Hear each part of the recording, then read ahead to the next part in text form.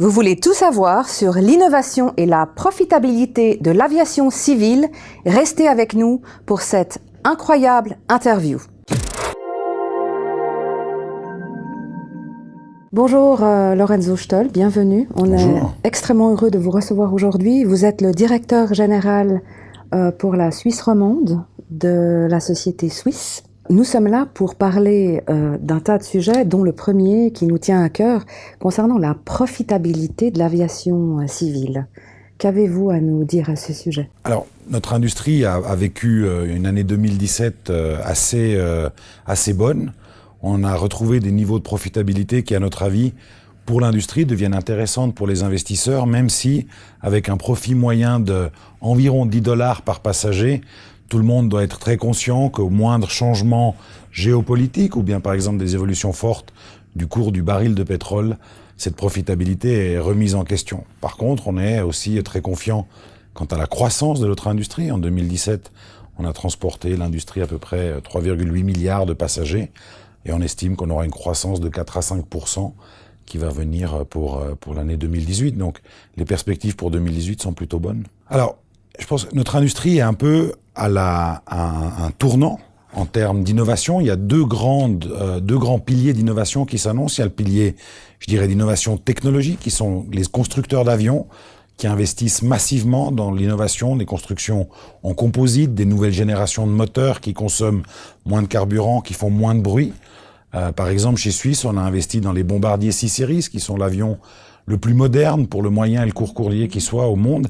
Et puis, il y a un deuxième pilier d'innovation que je pense est important, et l'innovation qui est dirigée vers l'expérience du passager, que ça soit dans comment il se vit avant le vol, tout ce qui est enregistrement, contrôle de sûreté avant d'embarquer à bord, contrôle des documents de voyage, et puis aussi à bord. Je pense que c'est la combinaison de ces deux-là nous permettra de continuer à offrir de belles expériences de voyage à tous nos passagers. Il y a des nouveautés clés dans ces domaines-là que vous aimeriez partager avec nous? Alors, il y a des nouveautés qui s'annoncent, qui se profilent comme ça, qui sont très intéressantes. Par exemple, des technologies biométriques qui permettent d'accélérer le passage des contrôles de sûreté, ou bien des nouvelles constructions d'avions. Par exemple, le Bombardier C-Series a des hublots beaucoup plus grands, ce qui donne une cabine beaucoup plus lumineuse, qui donne aux passagers une impression d'espace et surtout une meilleure visibilité sur ce qui reste quand même un très beau spectacle, le monde vu d'en haut. Comment est-ce que vous voyez l'aviation civile de demain? Si on peut imaginer,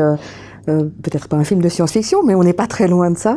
Alors, on va sûrement aller vers des avions encore plus grands, qui transporteront plus de passagers.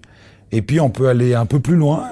Par exemple, il y a des investisseurs qui travaillent actuellement sur une nouvelle génération d'avions supersoniques qui, en théorie, mettrait New York à 2 heures de Londres, ce qui fait que pour la première fois dans l'histoire de l'humanité, on en voyagerait plus vite que le temps, puisque le décalage horaire est moins important que la durée du voyage.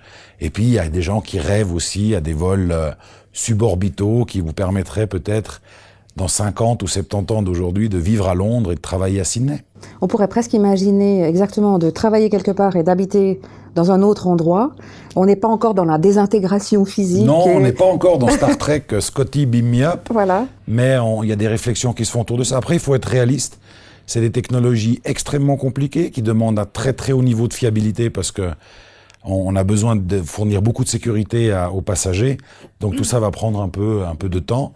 Je pense qu'à court terme, les grandes innovations seront autour de la réduction de l'impact de l'environnement et de l'augmentation du confort de voyage. Vous avez parlé de l'année 2017 qui était exceptionnelle en termes de sécurité. En termes d'innovation dans ce domaine, est-ce qu'il y a des choses où vous vous différenciez des autres ou qui sont un peu nouvelles sur le marché? Dans notre industrie, naturellement, on fait tout ce qui est dans notre pouvoir pour assurer un voyage sûr à nos passagers et à nos collaboratrices et à nos collaborateurs, et ce, quelle que soit la compagnie aérienne. On sait que les investissements qu'on commence à faire maintenant dans la sécurité deviennent de plus en plus chers par rapport aux résultats à obtenir, parce qu'on est déjà à un niveau très très élevé. Si on pense 2017, on a fait une année sans perte humaine dans l'aviation civile dans le monde. Est-ce qu'on arrivera à faire mieux? Non, parce qu'on a malheureusement déjà 2018 dû assister à 2 accidents en Russie, en Iran, où on déplore des pertes humaines, mais l'investissement dans la la sécurité doit rester constant et doit rester important. Évidemment, avec Suisse, on a une image de marque de la Suisse, forcément, qui est exceptionnelle. En plus de la sécurité, c'est une image de marque structurée et bien de chez nous, de notre territoire. En dernière question, j'ai envie de vous demander qu'est-ce que vous metteriez en avant dans votre compagnie d'aviation que vous représentez aujourd'hui. Nous, on se positionne, on se considère comme étant la compagnie aérienne de la Suisse.